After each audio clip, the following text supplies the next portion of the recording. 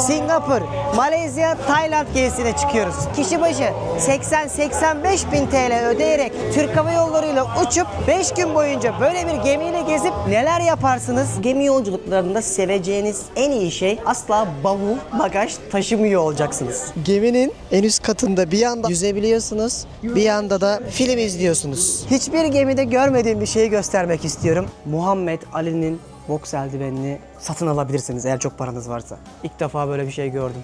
Hangi birini anlatacağını şaşırıyor insan. Direkt en güzel yanı da bak bu mesela okyanus manzaralı bir oda. Sizlere iyi seyirler. Bana da harika bir gemi yolculuğu olsun. Başlıyoruz. Türkiye'nin lider su arıtma markası Aura Sebilon Unique sunar.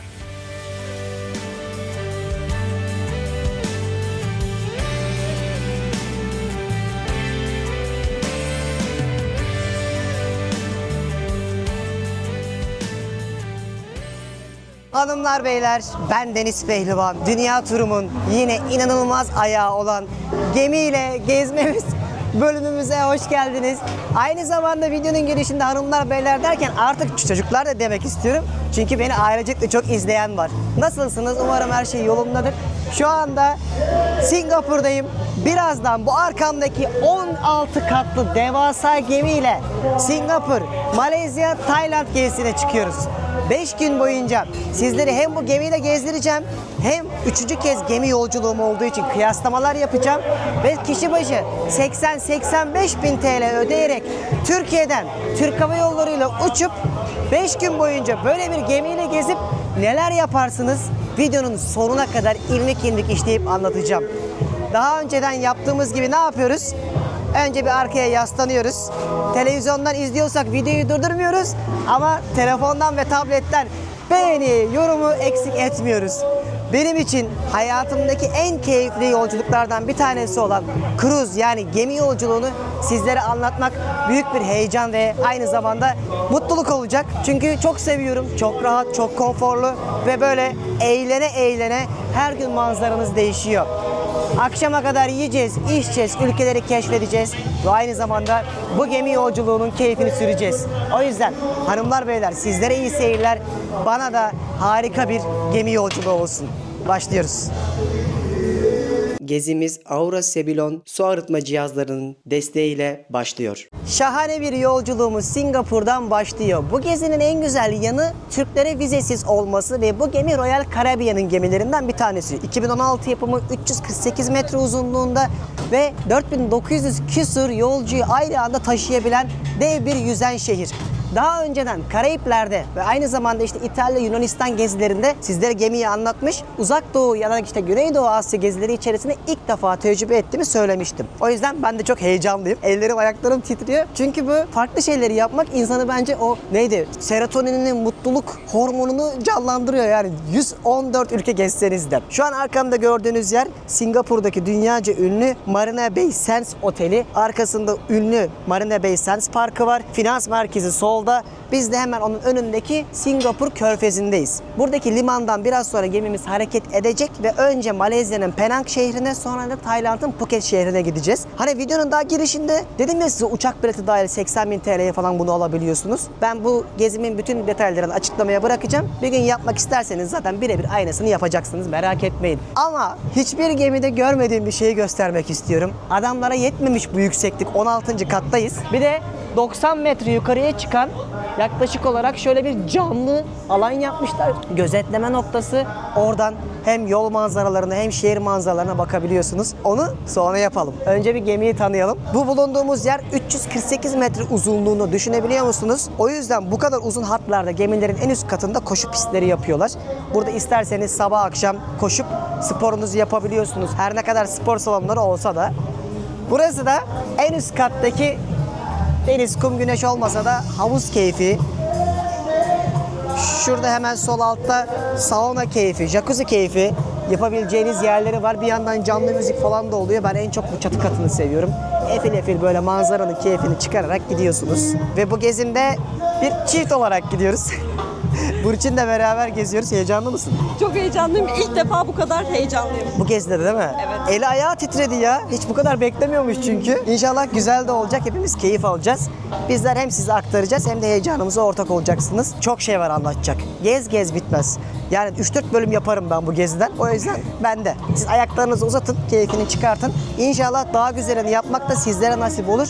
Ama gerçekten hani uçak biletini koy, bu böyle gemiyle gel. Yani kişi başı 80.000 TL veriyorsun. Mesela Türk Hava Yolları uçak bileti zaten 30-40 bin liradan başlıyor. Örnek veriyorum. O yüzden en son bir kıyaslamasını yaparız. Hadi gemiyi keşfetmeye devam edelim. En üst katta bir havuz daha var. Gelin onu da göstereyim ve kocaman bir aşağıda jacuzzi var. Şurada sol tarafta da var bir tane. Ortada kocaman bir havuz. Ve muhtemelen şu tavanlar falan açıp güneşlenebiliyorsunuz. Daha gemi hareket etmedi. Yağmur da yağıyor bir yandan. Hangi birini anlatacağını şaşırıyor insan. Bu gemi yolculuklarında seveceğiniz en iyi şey asla bavul, bagaj taşımıyor olacaksınız. En güzel kısmı bu. Odanıza bir kere yerleşiyorsunuz. Sonra hiçbir şeye ihtiyacınız kalmıyor. Çünkü aslında odanız, oteliniz her gün yer değiştiriyor ya. Aynı zamanda bütün hizmetleri alabileceğiniz, geminin içerisindeki detayları da düşündükleri için çok rahat ediyorsunuz. 16 katlı bu geminin şimdi en üst katındayız. Burası güzellik merkezlerinin ve spor salonunun olduğu yer. Tamam mı? Aşağı doğru indikçe daha çok odalar başlıyor, restoranlar başlıyor. Ve en çok sevdiğim şey de bu gemilerin en ön tarafına genelde spor salonu koyuyorlar. Bak gel göstereyim. Böyle kalkarız, sabah yürüyüşümüzü yaparız, sporumuzu yaparız. Sonra bir güzel kahvaltı ve hepsi sadece bir asansör mesafesinde oluyor. Vay. Ne yapıyorlar? Şu an mesela bir etkinlik olacak. Onun tanıtımı var. Şahane. Şu havanın güzelliğine bakar mısın? Böyle bir spor salonu daha önce hiç Olamaz. görmedim. Ya düşünsenize bak bir şey göstereyim. Koşu pistinin olduğu manzara geminin tam önü. Burada koşuyorsunuz. Harika olacak, harika. Her gün bir başka olacak. Daha neler var, neler. Daha yeni başlıyoruz. Spor salonundaki aletleri de bulabiliyorsunuz burada rahat rahat. Aradığınız her şey oluyor ama dediğim gibi manzarayı hiçbir yerde bulamazsınız. Burayı tecrübe ettikçe anlatırız. Şimdi diğer taraflarını, sonra da odayı, en son restoranları, akşam aktiviteleri de size göstermek istiyorum. Şimdi bu 16 katlı yüzen şehrin 7. katındaki odayı göstereyim size. Hadi gelin. Sana böyle kocaman merdivenlerden iniyorsunuz aynı zamanda asansör kullanmak istemezseniz. Şöyle bir gidelim aşağı doğru. İşte en güzel şey, sanki havalimanında bagajınızı teslim ediyormuşsunuz gibi girişte bagajlarınızı alıyorlar. Sonra odanıza kadar bu şekilde bakın bırakıyorlar. Zaten gümrük işlemlerinizi de yaptırıp akabinde direkt gemiye biniyorsunuz. Siz hiçbir şeyle uğraşmıyorsunuz. Sadece pasaportunuzu yanınızda alıyorsunuz. Ve bu gemi de yine full. Çinlilerin şu an bir bayramı var. O yüzden her yer tamamen Çinliydi. 206. Hello. Good afternoon. Çok kibar insanlar var ya, binlerce çalışan var. O yüzden hizmet konusunda da harika. Bu şekilde gemiye binerken sizin zaten odanızın kartı hazır oluyor ve her şeyi uygulama üzerinden yapabiliyorsunuz. Onu da gösteririm uygulamanın nasıl kullanıldığını. Böyle kartlarınız da hazır oluyor ve bakalım geminin içindeki oda nasılmış. Vay. Çok güzel ya. Direkt en güzel yanı da bak bu mesela okyanus manzaralı bir oda. Fiyatları bir tık daha pahalı olabiliyor. O yüzden özellikle tercih ederseniz kesinlikle okyanus manzaralı tercih edin. Buradan çünkü denizi görebiliyorsunuz. İç tarafı değil. Daha gemi hareket etmedi. Birazdan manzaralar değişmeye başlar. Böyle bir yatağınız var. Televizyonunuz var. Çok kullanacağınızı sanmıyorum. Burada küçük bir dolap koymuşlar. Şu şekilde buzdolabınız oluyor. İkramlık çay, kahve koyuyorlar. Burada saç kurutma makineniz var. Ama ütü var mı bilmiyorum. Ondan emin değilim. Bak burada da mesela bir dolap varmış. Bunu diğerini görmüştüm ama bunu görmemiştim. Hani buraya da eşyalarınızı koyabilirsiniz. Ve kocaman şurada bir tane çekyat var. Burada da küçük bir hem makyaj masası hem de çalışma masası olarak kullanabileceğiniz bir alan var.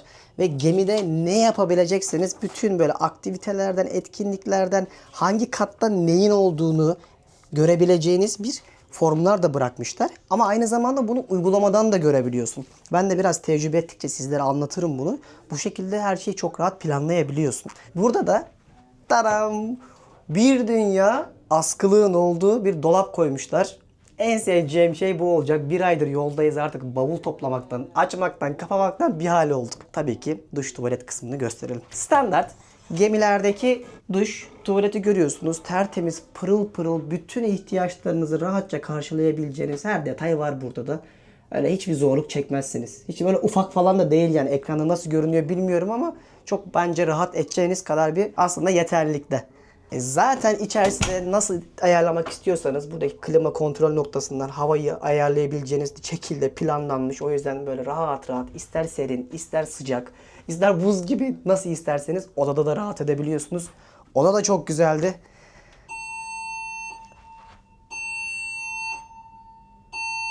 Bu ses de işte videoyu hala beğenip yorum atmayanlar için uyarıdır. Diğer katlara gidelim, hadi gelin. Şimdi en canlı katlardan birisi olan 5. kata geldik. Aslında her şey bu katların içerisindeki farklı noktalarda oluyor. Barı, restoranı, eğlence alanları hepsini şimdi size göstereceğim. Bu 5. katta şu anda Schooner bara geldik. Bak, canlı müzik etkinliği var. Hani gemide değil de sanki bir ülkenin küçük bir kasabada bir bardaymışsın gibi hissediyorsun burayı gezerken. Çok güzel. Şuraya bakar mısınız arkadaşlar? Burası da mağazaların olduğu, çarşıların olduğu bir aslında yürüyüş parkuru alanı, ne derseniz. Alışveriş merkezi, aklınıza hangisi gelirse, daha dükkanlar açılmadı gemi hareket etmediği için. Açıldığında, gemi hareket etmeye başladığında gümrük olmayacağı için artık daha böyle gümrüksüz, işte duty free'ler falan da var. Dükkanları açmaya başlıyorlar. Ama en güzel, en geniş, en ferah yerlerden bir tanesini şimdi size göstermenin zamanı geldi. Bakın, böyle bir aslında alanı görüyorsunuz. Gemi burası, gemi dostlar. Aşağıdaki restoranlardan tutun da şu ortadaki bir şeyler satılan yerlere kadar hepsini şimdi gezeriz. İlginç gördüğüm bazı şeyler var etkinlik anlamında. Az önce o tepedeki 90 metreye kadar sizi çıkartan makineyi, artık ismini bilmiyorum, onu ilk defa gördüm. İlk defa gördüğüm bir başka şey ise sanki Japonya'daki o hani özel robot barlar, kafeler olur ya, onlardan yapmışlar. Gelin. İsmi de Bionic Bar. Burada robotlar istediğiniz kokteyli hazırlıyorlar. Bunu mesela hiç tecrübe etmedim. Bunu da tecrübe edeceğiz bugün.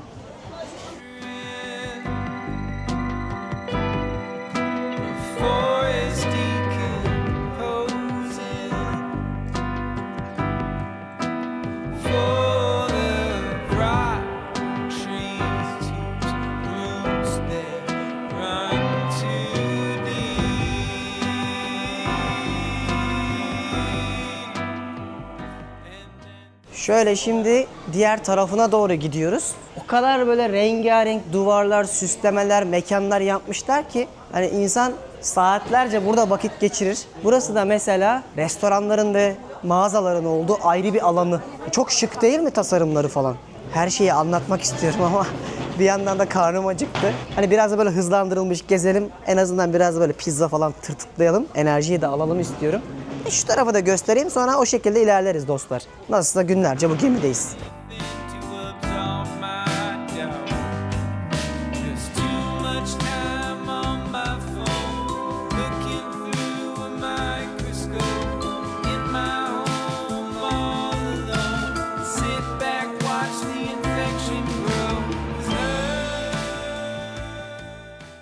Ya mesela bunu hiç anlayamıyorum. İçeride çok lüks markalar falan da var ama canınız sıkıldığında isterseniz tabloda satın alabiliyorsunuz. Fiyatları yazmıyor. Muhtemelen zaten bayağı kallavi bir fiyatları vardır. Ya dünyanın kaç gemisinde, kaç yolculuğunda ya da otelinde Muhammed Ali'nin boks eldivenini satın alabilirsiniz eğer çok paranız varsa. İlk defa böyle bir şey gördüm. Ya bu gemide de böyle çok ilginç detaylar var. Yani ilk dediğim şeyler var. Bu da onlardan bir tanesiydi. The Cafe at 270 diye bir kafedeyiz. Buradaki her şeyi yiyebiliyorsunuz. Muhtemelen bu da böyle gece de açık oluyor. Ana restoranlardan biri değil. Atıştırmalık yeri burası. Burada meyvelerle başlamış. Şurada et var, roast beef. Çok güzel olur. Burada envai çeşit sandviç var. Şöyle hemen önünüzde pişiriyorlar. Burada noodle'lar var. Şurada salatalar var. Burası küçük bir pastane. Yani ki yani bu ana restoran bile değil arkadaşlar. Sadece atıştırmalık bir şeyler yiyeceğiniz yer bile bu kadar detaylı. Şimdi burada birazdan açılış partisi olacak. Böyle koca bir tiyatro alanı gibi camla kaplı bir bölgeyi görüyorsunuz. Bakalım neler yapacaklar. Ama ben önce bir şey yemek istiyorum. Burçin hadi gel. Sonra izleriz. Let me see you do salsa, dirty, dirty, sexy girl. All right, let's go, hit it on. Oh yeah. Hoş geldin partisi. Pick it up, pick it up, pick it up, pick it up. Come down, come on down, come on down. Oh yes. Oh yeah. Allah'ım şöyle bir et getirirler şimdi, roast beef, bunu yiyeceğiz. Önünüzde dilimliye dilimliye verecek kardeşim. Ver bakalım, şöyle bir enerjiyi alalım. Böyle bir yerde şimdi yemek yiyoruz. Bir yandan insanlar eğleniyor. Bir yandan da karnımızı doyuracağız. Artık gemi yavaştan hareket etmeye başlayacak.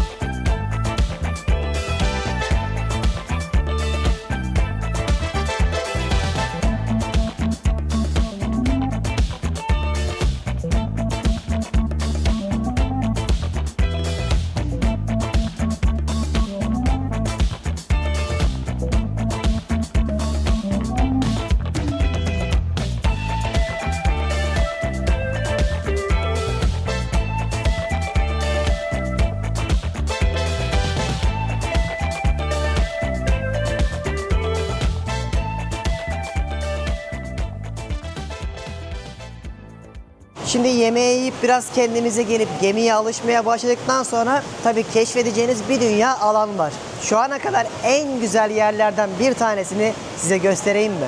Bakın geminin tam önündeki full camla kaplı bu kapalı alanı görüyorsunuz ve bu şekilde şu hizada ön tarafından Malezya, Endonezya arasındaki Malaka Boğazı'ndan şu an seyir halinde ilerlerken sadece 18 yaş üstündeki insanların girip böyle keyif yapabileceği bir alan yapmışlar 15.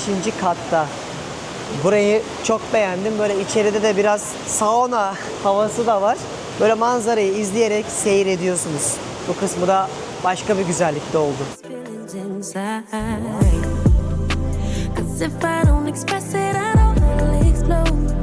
Heart beating out of my chest. Get everything I wanted for so long, but I be without colors now. I've come a long way from black and white. God, I've been so blind. Şu anda resmen uçuyormuş gibi böyle geminin sol tarafındaki gözetleme noktasına çıktım. Aslında bunlar daha çok kaptanların olduğu yerlerde oluyor, köprüler gibi. Ama bunda sizlerin de erişebileceğiniz bir alan yapmışlar. Çok hoşuma gitti. Yani hiç bu açıdan gemiyi izlememiştim. Şansımıza hava bugün kötüydü. Hem bulutlu hem yağmurlu. O yüzden çok dışarının keyfini çıkartamadık. Daha anca yağmur diniyor ama sonraki günlerde inşallah bolca güneşte olunca daha böyle dışarının da keyfini alarak, yüzerek, eğlenerek size anları da gösteririm. Bu şu an çok hoşuma gitti. O yüzden sizinle de paylaşıyorum. Bakar mısınız? Bu kadar aslında yükseklikte devasa bir yüzen şehir böyle gün batımını solumuza alarak bize eşlik ediyor. Yine söylüyorum, benim hayatımdaki en rahat, en keyif alarak, en huzurlu böyle kafamın da rahat ettiği gezilerdir kruzlar. Geçen sene Karayipler'de size anlatmıştım. Sonra İtalya, Yunanistan, Hırvatistan bu gezide anlatmıştım. Şimdi üstüne bu fikrim hiç değişmedi. Eğer sizler de gemi turu yapacaksanız ben açıklamaya her şeyi bırakacağım. Oradan bakarsınız. Böyle keyif alarak inşallah sizler de bu tecrübeleri yaşarsınız dostlar. Yavaştan akşam oluyor. Aşağıda çok büyük bir etkinlik başlayacak tiyatro sahnesinde. Hadi gelin bir de orayı görelim.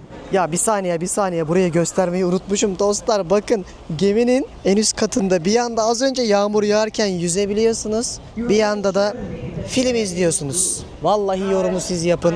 Gerçekten bazen sıfat bulamıyorum. O yüzden iyi seyirler, ne diyeyim dostlarım. Rüya gibi ya. Gemide aç kalmak imkansız. Şimdi fine dining diyebileceğim restoranlar var. Sizin orada masanız belli oluyor. Belli saatte gidiyorsunuz, çok güzel yemekler yiyorsunuz. ekstra ödeme yaparak gidebileceğiniz İtalyan, Kore yemekleri steakhouse'larda olabiliyor. Bir de böyle herkese açık, verdiğiniz paranın içinde olan sabah kahvaltısı, öğlen yemeği ve akşam yemeğini yiyebileceğiniz restoran kısmı var. Size akşamüstü gösterdiğim yerler kafelerde. Gelin neler var, ne tür yemekler var size göstereyim. Burada bile aç kalmayı bırakın. Hani kilo alma garantili bir göz zevki de aynı zamanda hitap eden çok güzel lezzetler bulabiliyorsunuz. Ama bu markanın çok hoşuma giden bir özelliği var. Herkese zorla elini yıkatıyor restoranlara girmeden önce. Bakar mısınız, birçok tatil köyünde hani olur ya böyle açık mutfak bu. Açık restoran, açık büfe. Bizim en çok sevdiğimiz Türklerin favori menüsü. Öyle bir aslında yer. Sadece şu kısmı göstereyim. Bu bile yeterli olacaktır göz zevkinizin doyması için. Burada çok güzel tavuklar görünüyor. Şurada etler var. Burada fırınlanmış patates. Bak. Burada da roasted tavuk var. Yani bu zaten bölümün amacı size gemiye ilk gün geldiğinizde neler yaşayacağınızı özetleyerek anlatmak. Bir şey görmeyeceğiz, bir yere durmayacak çünkü. Mesela sadece şu alanda bile Asya mutfağı bile yiyebiliyorsun. Orada Avrupa'sı var. Mesela Asya'dan birine bakalım. Daha çok böyle Çin, Hint ezgileri olur. Böyle bak direkt yazmışsın. Vejetaryen Hint mutfağı. Aşağıda fasulyeler, mercimekler, pilavlar var. Bakın isterseniz hemen şurada önünüzde taze makarnanızı da kardeşlerim, şeflerim yapıyor. Burası tamamen böyle salatalarınızı yapabileceğiniz bir bar. Burada isterseniz cheeseburger, hamburger yaptırabiliyorsunuz. Daha bir dünya şey var ama biz aşağıda 8-15'e rezervasyon yaptırdığımız için o fine dining kısmından başlayalım dedik bugün. Güzel bir yemek yeriz ama burası bile gayet gördüğünüz gibi yeterli. Pardon. Asıl salata bar şu arkamdaki yermiş, kocaman. Bayağıdır özlemiştim, şuraya bakın. Marullar, domatesler, biberler. 30 gündür yolda olunca insan böyle kendine güzel bir tabak yapmayı gerçekten özlüyor. O yüzden bizimki birazcık da hasret giderme aslında. Burası da fırın kısmı. Tatlılar, pastalar. Bak bizdeki ekmeklerin birebir aynıları. Ki ben sizi tanıyorum. Sizin için hassas noktadır bu ekmek. O yüzden gayet yeterliydi. Ben size zaten sonraki bölümlerde de kahvaltısını, öğlen yemeğini, akşamüstü ikramına kadar hepsini böyle gittiğimiz ülkelerde gezi rehberlerinin içine entegre ederim. Birlikte bu geminin her şeyini tecrübe ederiz. Susadım. Artık yavaştan aşağı kata inelim. Hem şovu izleyelim hem de yemek yiyelim. Gemide akşamları insanlar neler mi yapıyor? Bakın tiyatroyu göreceksiniz birazdan. Of this film is 26 kilograms. Or for uneducated people, 52 pounds. This lifetime feels like an hour. Touchdown, wheels on the ground. Can only be in one place at a time.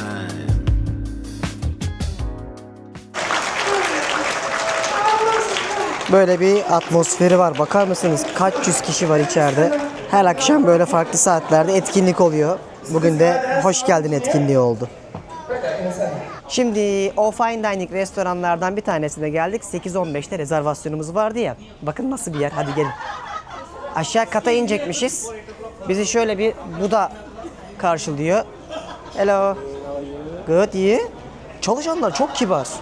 Yani kendinizi böyle çok değerli hissediyorsunuz. Jack. Rose. Restoranımız burası. Yemeğimizi yiyeceğiz. Böyle bir ambiyansı olan restoranımızda. Burada yemeğimizi yiyecekmişiz. Bekliyoruz bakalım gelsin menü neler var, anlatırım onları da. Kurt gibi açım. Tam anlamıyla yemek yiyeceğiz artık. Şimdi burada bir Türk grup da olduğu için bize özel Türkçe menü de geliyor. Normalde Türkçe menü gelmiyor bazı yolculuklarda. O yüzden zorluk yaşamıyorsunuz. Şu şekilde menüde başlangıç, ana yemek ve tatlı şeklinde dilediğinizi alabiliyorsunuz. Menü gayet zengin, yani steaklere kadar birçok şey var. Hadi bakalım güzel bir akşam yemeği olsun. Başlangıcıydı, ana yemeğiydi, tatlısıydı derken karnımız doydu. Şimdi neredeyse bu bütün kruzlarda, gemilerde yaşayacağınız bir manzara var. Onu da sizlere göstermek istiyorum. O da ne? Kasino. Oynarsınız, oynamazsınız ama ben kesinlikle tavsiye etmiyorum sizlere. Böyle bir katı genelde eğlenceye ve kasinolara ayırıyorlar. Özellikle Çinliler buna bayılıyor. Ama ben sizlere yine söylüyorum, kumarın hiçbir şekilde güzel ya da çirkin görünen ne hali olursa olsun asla önermiyorum. Bu da öyle çok keyif alınacak bir aslında eğlence değil. Tamamen insanları böyle saatlerce oyalayan, bir hayal satan düzen aslında. Yani geminin hiçbir yerinde bu kadar kalabalık göremezsiniz. Özellikle insanları doğrudan çekmek istemiyorum ve en kalabalık yer burasıydı. Çinliler bayılıyor, deliriyorlar. Kasinoların hepsinde Çinli var ya gerçekten. Çünkü en çok para onlarda ve bunu çok seviyorlar. Ama yine söylüyorum, asla önermem. Ve gemi videomuzun ilk bölümünün kapanışını artık yapabiliriz. Şimdi dostlar, size gözlemlerimi hızlıca söyleyeyim. Ki tabii ki videomuzun kapanışını yaparken Royal Caribbean'a da öncelikle teşekkür ederim beni bu yolculukta ağırladıkları için. Ve kesinlikle her şeyi uygulama üzerinden çok rahat önceden planlayın. Royal Caribbean'ın uygulamasını indirin. Eğer bir gün bu gemi yolculuklarına katılırsanız ben böyle ekran görüntülerini koyarım, nasıl kullanıldığını görürsünüz oradan. Her şeyi orada görüp çok güzel bir böyle gün gün takvim çıkartabiliyorsunuz. Gemi yolculukları çok keyiflidir. Her gün değişen manzaralar, her gün uyandığınızda bambaşka bir ülkede olmanız ve bavul taşımadan yüzen bir otelin içerisinde gezebiliyor olmanız çok büyük bir konfor. O yüzden önümüzdeki günlerde Malezya'dan da Tayland'dan da, hatta bir gün yine söylüyorum, full gemiyi anlatacağım bir bölümde de sizlere tecrübemi aktarmayı planlıyorum. Çok keyif alıyoruz gemi yolculuğunda ve bu zamana kadar özellikle Instagram'da paylaştığım birçok gönderim 10 milyondan fazla izlendi ve birçok insanda, gemide de tanıştığım Türkler de videolarımı izleyip gelmiş. O yüzden sizlere de en azından ilham olabiliyorsa, vize almadan buralara gelip bu şekilde bu gemi kruz kültürünü sizlere aktarabiliyorsam ne mutlu bana. Detayları açıklamaya bırakırım. Oradan sizler de bakarsınız. Bir sonraki bölümde Malezya'da görüşmek üzere. Kendinize çok iyi bakın. Hoşça kalın. Türkiye'nin lider su arıtma markası Aura Sebilon Unique sundu.